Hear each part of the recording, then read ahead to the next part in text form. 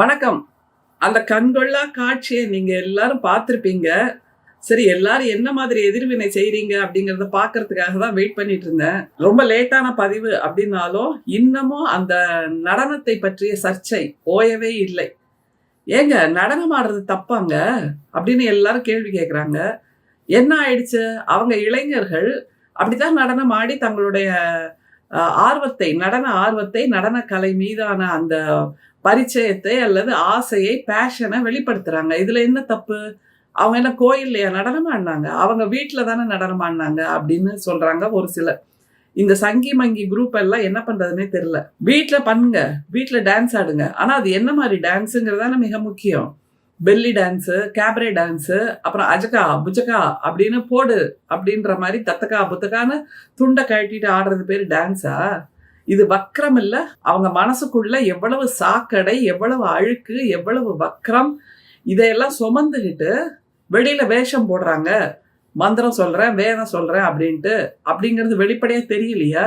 எவ்வளவு நடனம் என்பது எப்படிப்பட்ட ஒரு கலை, அது எப்படி மனசை மேம்படுத்தும் அப்படிங்கறதெல்லாம் எல்லாருக்கும் தெரியும். ஆனா தெருவில் இறங்கி குரூப் டான்ஸ், கேபரே டான்ஸ் ஆடுற மாதிரி அவங்க ஆடிட்டு இருக்காங்க. இதுக்கு 4 பேர் சப்போர்ட் வேற பண்ணிட்டு இருக்கீங்களா நாட்டுல? அப்ப நீங்களும் அதே மாதிரி ஒரே குட்டையில ஊறின டேஷ் டேஷ் டேஷ் தானே ஆகுறீங்க.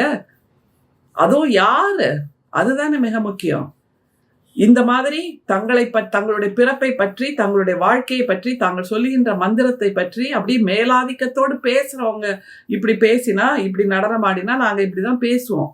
இது எதுவுமே இல்லாமல் இயல்பான மனிதர்களாக இருக்கக்கூடிய அந்த எளிய இந்துக்கள், அவங்கள நீங்க எப்படியெல்லாம் கண்ணாபின்னா இவ்வளோ நாள் பேசிட்டு இருந்தீங்க, இவ்வளோ நூற்றாண்டா, முதல் நூற்றாண்டுல இருந்து இந்த 20ஆம் நூற்றாண்டு வரைக்கும் நீங்க இந்த எளிய இந்துக்களை இப்படிதான் பேசினீங்க. கண்ணா பின்னான்னு வார்த்தை, சாக்கடை வார்த்தை, வெளியில சொல்ல முடியாத வார்த்தையில அவ்வளவு தூரம் இளக்காரமாக, கேலியும் கிண்டலுமாக அவமானப்படுத்தினீங்கல்ல. இப்ப அதே தானே நீங்க பண்ணிட்டு இருக்கீங்க.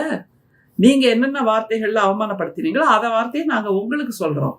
எங்களுடைய எளிய மக்கள் தங்களுடைய அந்த உடல் களைப்பை போக்கிக் கொள்வதற்கு நடனம் ஆடுகிறார்கள் என்றால் அதையும் கொச்சைப்படுத்தி பரதநாட்டியம் தான் உலகத்திலேயே மிகச்சிறந்தது அப்படின்னு அதுக்கு ஒரு புனிதத்துவத்தை கொடுக்கிற மாதிரி நாடகமெல்லாம் ஆடினீங்கல்ல. இப்ப என்னாச்சு? உங்க மனசுக்குள்ள இருக்கிற வக்ரம் வெளியில வந்தாச்சு. அதுவும் ஸ்ரீவில்லிபுத்தூர் என்பது ஆண்டாள் திருத்தலம். அந்த இடத்துல இருக்கக்கூடிய ஒரு கோயில், பெரிய மாரியம்மன்கிற கோயில். அதுல அர்ச்சகர்களாக பணியாற்றுகிறீங்க. எங்க எல்லா திருத்தலத்தையும் கைப்பற்றி வச்சுக்கிறீங்க. எங்களுடைய எல்லா இந்து மக்களையும் மொட்டை அடிச்சு முட்டாளாக்கி இன்னும் என்னெல்லாம் சொல்ல முடியும்? நீங்க எங்களை சரிசமமா நடத்தணும்னு இப்ப பேசுறீங்க. ஆனால் இந்த இந்துக்கள் என்கின்ற இந்த இடைசாதியினர், BC, OBC, MBC, SC, ST, இவங்களையெல்லாம் நீங்க பேசாத பேச்சா? உங்களோட மனு நீதியில சூத்திரர்கள்னு, சண்டாளர்கள்னு என்ன வார்த்தையெல்லாம் அதுல எழுதி வச்சிருக்காங்க. அதையெல்லாம் பேசினவங்க தானே. அதனால இப்ப நீங்க மாட்டிக்கிட்டீங்க. கேபரே டான்ஸ், பெல்லி டான்ஸ், இந்த மாதிரியான, அதுவும் ஹோட்டல் பார்ட்டில எல்லாம் டிஜேயை போட்டு விட்டுட்டு இஷ்டத்துக்கு ஆடுவாங்க தெரியுமா? அவங்களோட ரசனைக்காக அவங்க ஆடுறாங்க. ஆனா அதைத்தானே நீங்க எல்லாரும் கேலி பண்ணீங்க, கிண்டல் பண்ணீங்க. ஐயோ நீங்க எல்லாம் இப்படி பண்றீங்க, நாங்கெல்லாம் ரொம்ப புனிதமாக்கும் அப்படின்னு சொன்னவங்க தானே. இப்ப நீங்க அதை விட மோசமெல்லாம் ஆடிட்டு இருக்கீங்க.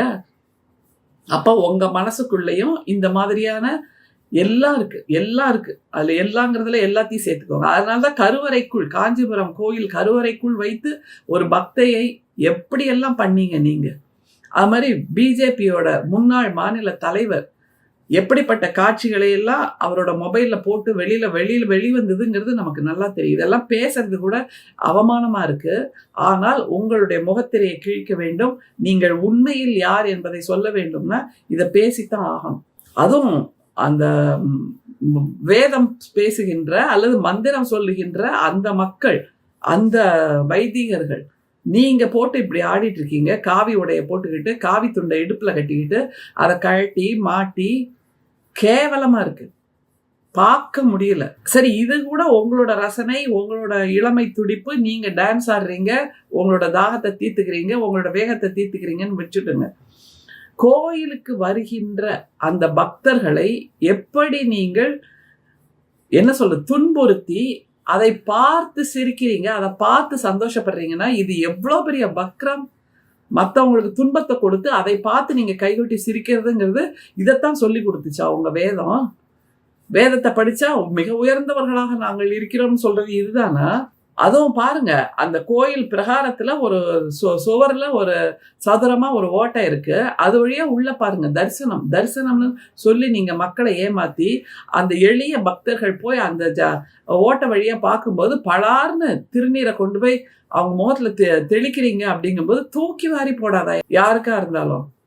இந்த இடத்துல உங்க மனைவியையோ உங்க அம்மாவையோ உங்க மகளையோ உங்க தங்கச்சியவோ உங்க அக்காவையோ நினைச்சு பாருங்களேன், எப்படி பரிதவிச்சு போயிருப்பாங்க.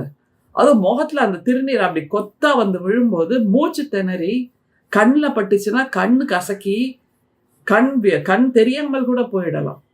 இந்த மாதிரி செய்துட்டு அதை பார்த்து கைகொட்டி சிரிக்கிறீங்க அப்படின்னா தடிமாடா வளர்ந்து நிக்கிறீங்களா நீங்க?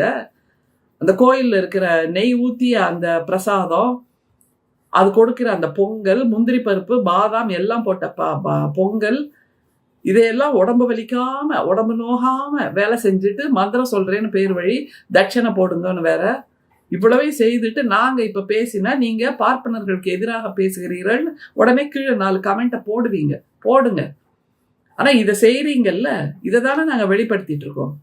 அது மாதிரி சிதம்பரம் கோயிலுக்கு போனப்ப அங்க தீபாவளி நேரம் அங்க உள்ள வைத்தியர்களோட குழந்தைகள் அங்கே புஸ்வானம் வெடிக்கிறாங்க, 1000 வாழா வெடி வெடிக்கிறாங்க, தரசக்கரை ஓடுறாங்க. கோயில் என்ன உங்க அப்பா வீட்டு சொத்தா? எங்களுடைய தமிழ் முன்னோர்கள் கட்டியதுப்பா. அதுல நீங்க அப்படி கபலீகரை செஞ்சு உள்ள உட்கார்ந்துட்டு இருக்கீங்கனால என்னத்தை வேணா பண்ணிடுவீங்களா? அப்படின்னா உங்களை தட்டி கேட்க ஆளே இல்லையா? எந்த சட்டத்துக்கும் நாங்க அடங்க மாட்டோம்னு சொல்றதா உங்களோட வேலையா? எந்த ஊர் நியாயத்தை நீங்க பண்ணிட்டு இருக்கீங்க? எனவே இந்த காட்சி அதை நீங்க பாருங்க, எவ்வளவு மோசமான நடனம். அதுல மாஸ்க் பண்ணின நடனத்தை தான் இப்ப நீங்க பாக்குறீங்க. அப்போ மாஸ்க் பண்ற அளவுக்கு மிக மோசமான நடன அசைவுகள் செய்கைகளோடு நீங்க ஆடி இருக்கீங்க. உங்களோட வக்கரத்தை வெளிக்காட்டி இருக்கீங்கிறதான அர்த்தம். இனிமே நீங்க யாராவது பேசுங்க இருக்கு உங்களுக்கு. யார் பேசினாலும் உங்க முகத்திரையை கிழிக்கிறதா எங்களோட ஒரே வேலை. வெளிப்படையா நாங்களும் உங்க முகத்திரையை கிழிக்கிறோம். காஞ்சிபுரம் கோயில்ல பார்க்காததா? அல்லது எத்தனை கோயில், சென்னையில கூட காளிகாம்பாள் கோயில்ல இருந்த ஒரு அர்ச்சகர் அங்க வந்த ஒரு பக்தை தன்னோட கஷ்டத்தை சாமி கிட்ட சொல்றேன் பேர் வழின்னு அந்த வைதிகர்கிட்ட சொல்ல போய் அவர் இந்த பொண்ணுக்கு எவ்வளவு குடைச்சல் கொடுத்தாருங்கிறதெல்லாம் நமக்கு நல்லா தெரியும்ல. இப்படியான சூழல்ல எல்லாத்தையும் கபலீகரம் பண்ணிடணும். இதுதானே உங்களோட ஒரே நோக்கமா இருக்கு. இது தந்தை பெரியார் மண், பேரறிஞர் அண்ணா அரசியல் கற்றுக் கொடுத்த மண், நம்முடைய முத்தமிழறிஞர் கலைஞரால் பக்குவப்படுத்தப்பட்ட பண்படுத்தப்பட்ட பூமி இந்த தமிழ்நாட்டு பூமி. இப்போது நம்முடைய முதல்வர், எங்களுடைய தலைவர், அவர் தெளிவா ஒரு வார்த்தையை பயன்படுத்துறார், கடவுளை நீங்கள் மிஸ்யூஸ் பண்றீங்க அப்படின்னு. எவ்வளவு ஒரு வேதனையின் வெளிப்பாடு அது. நீங்க எப்படி இந்த கடவுள் என்கின்ற அந்த கருத்தியலை வைத்துக்கொண்டு சமூகத்தையே கொச்சைப்படுத்தி கொண்டிருக்கிறீர்கள் புரிஞ்சதனால் வந்த வார்த்தை, நீங்கள் கடவுளை மிஸ்யூஸ் பண்றீங்க அப்படிங்கிறது. உங்களுக்கு கடவுள் பத்திய நம்பிக்கை கிடையாது. கடவுளுங்கிறத நீங்க தான் உண்மையிலே நாத்திகர்கள் அப்படிங்கிறத நான் பல இடங்கள்ல பேசிட்டு தான் இருக்கேன். ஏன்னா கருவறைக்குள்ள இருக்கிற அந்த சிலையை பார்த்து கொண்டே இருக்கும் போதுதான் நீங்கள் அந்த கருவறைக்குள் பல பாலியல் துன்புறுத்தல்களை செய்கிறீர்கள். அப்போ அங்க கடவுள் பார்த்துட்டு இருக்கு, சாமி பார்த்துட்டு இருக்கு, ஐயோ இங்க தப்பு பண்ணக்கூடாதுங்கிற அந்த ஒரு எச்சரிக்கை உணர்வு உங்களுக்கு, அல்லது அந்த பதைபதைப்பு, அந்த குற்ற உணர்வு எதுவுமே இல்லாம நீங்க அந்த கருவறைக்குள்ள அதை பண்றீங்கன்னா அப்ப உங்களுக்கு கடவுளை பற்றிய எந்த பயமும் இல்லை. அப்ப நீங்க தான் நாத்திகர்கள். வெளியில இருந்து கும்பிடுற அந்த பக்தர்கள், எளிய இந்துக்கள், நீங்க யாரையெல்லாம் உள்ள விட மாட்டேங்கிறீங்களோ, நீங்க எல்லாம் இங்க கருவறைக்குள் வருவதற்கு தகுதி இல்லாதவர்கள்னு சொல்றீங்களோ, அவங்கதான் உண்மையிலேயே ஆத்திகர்கள். இத எத்தனையோ பல இடங்கள்ல நம்ம விளக்கி பேசிட்டு தான் இருக்கோம். அந்த மாதிரி ஒரு நடனம் தான் பெல்லி டான்ஸ், கேபரே டான்ஸ், ஜிஞ்சக்கான்னு ஒரு இசையை போட்டுக்கிட்டு நீங்க ஆடுற அந்த டான்ஸ், துண்டு டான்ஸு, டவல் டான்ஸு, இப்படி எதை வேணா சொல்லுங்க. இவ்வளத்தையும் நீங்கள் வக்கரமாக செய்துவிட்டு நீங்கள் திரும்பவும் மணி அடிச்சுக்கிட்டு மந்திரம் சொல்றேன்னு தட்டை தூக்கிட்டு ஆரத்தி காமிக்க வருவீங்க. நாங்க உங்களுக்கு தட்சணை போட்டு உங்களோட வாழ்க்கையை நாங்க தான் காப்பாத்தி ஆகணும்னு இன்னமும் நீங்க டிமாண்ட் பண்ணிட்டு இருக்கீங்கன்னா, இனிமேல் நம்முடைய எளிய இந்துக்கள் ஏமாற மாட்டார்கள். நம்முடைய முதல்வர், எங்களுடைய தலைவர் சொல்லியதை போல் நீங்கள் தான் கடவுளை வைத்துக்கொண்டு மிஸ்யூஸ் பண்றீங்க. அதற்கு ஒரு சாட்சி தான் வெளியே வந்திருக்கின்ற அந்த நடன காட்சி. அந்த நடன காட்சி கூட அந்த இளைய வயதில் இருக்கக்கூடிய உங்களுடைய வேகம், தாகம், மோகம் இதனுடைய வெளிப்பாடுன்னு வச்சுக்கோங்க. ஆனால் அந்த கோயில் பிரகாரத்தில் வருகின்ற பக்தர்கள் எதிர்பாராத நேரத்தில் அவங்க மேல விபூதிய திருநீரை அடிக்கிறதுங்கிறது எவ்வளவு மோசமான ஒரு குற்றம். இதுவும் கூட துன்புறுத்தல் தான். இதுவும் கூட ஒரு மிகப்பெரிய குற்றம். எதிர்பாராத நேரத்தில் ஒருவரை அச்சுறுத்துவது என்பது ஒரு மனித குற்றம் தானே, ஒரு மனித துன்புறுத்தல் தானே. அதை செய்து அதில் வக்கரமாக ஒரு சந்தோஷத்தை அனுபவிக்கின்ற நீங்கள் எல்லாம் இந்த மாதிரி உயர்குடியில நாங்க பிறந்தோம், முகத்துல பிறந்தோம், பிரம்மனோட முகத்துல பிறந்தோம்னு சொல்றதுக்கெல்லாம் தகுதியே இல்லாதவர்கள்.